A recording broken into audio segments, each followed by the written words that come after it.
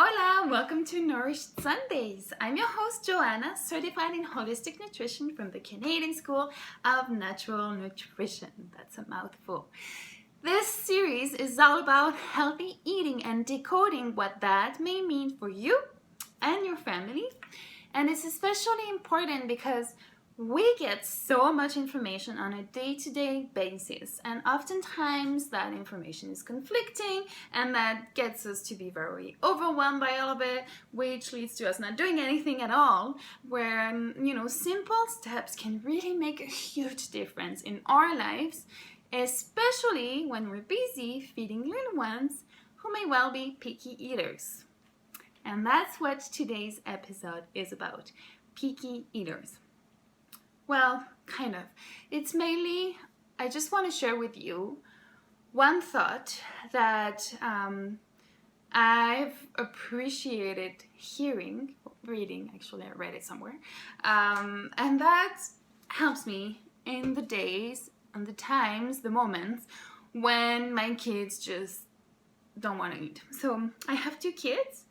My oldest is such a good eater. I mean, she's always eaten everything and a lot, but the bad, the downside to it is that she eats very fast, and she craves a lot of things that are not super healthy, and sometimes I think she probably eats a little bit too much.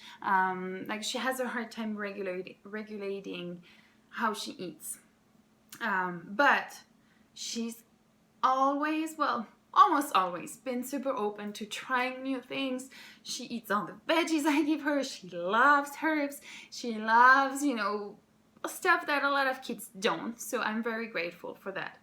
Now, my second, he is almost the opposite. He is super picky. Sometimes he just won't eat anything. He's so hard to keep, sitting on the table. He always wants to get up, go walk around. He's not paying attention about food. I'm having a really hard time feeding him veggies. He's I don't know. He has the radar, and it's day and night with them. But one thing that helps me, and I'm finally getting to it, is I read in a blog of a nutritionist.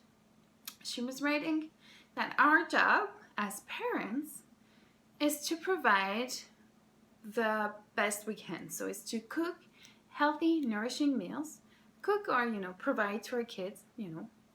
Sometimes it's okay to get stuff outside, we cannot always be cooking, but to give the best we can in the moment. And then whether our kid is gonna eat it, whether our kid is gonna like it, whether our kid is gonna, play with their food for 50 minutes, that is beyond our control.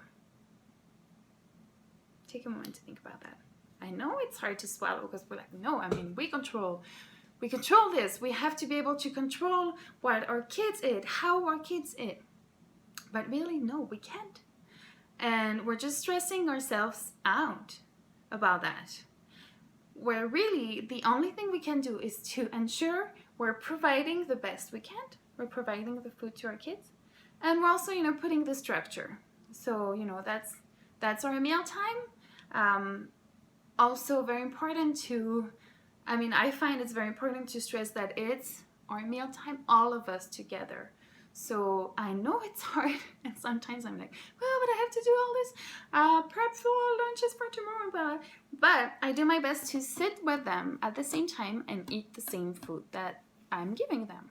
So it's our time together eating that puts the boundary, and and that's what we eat. We eat that. There's no alternative. That's what we're eating today. And if they're not eating it, really, what can I do about it? And it's really hard. Often I'm oh my gosh, I'm so guilty.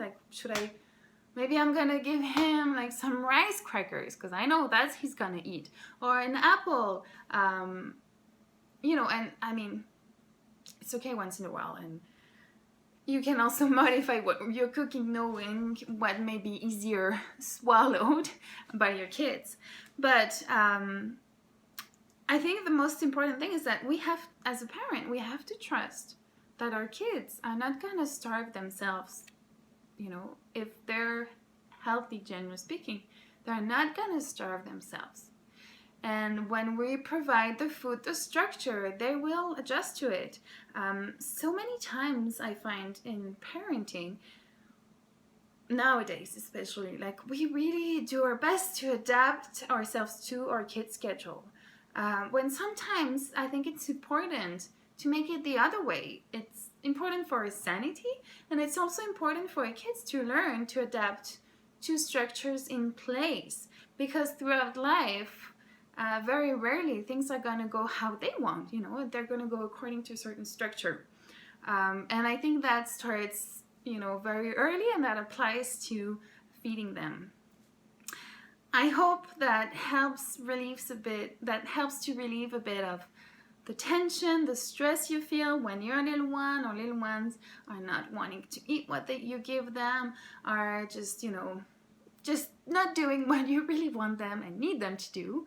I know it's hard. My heart goes to you, but just give yourself some grace. Take a deep breath, be patient, and trust that things are going to fall into place and that you're doing the best you can. Thank you so much for watching. I hope you have a great week. I'll see you next week. And in the meantime, eat well and be well. Nos vemos. Salsa, baby.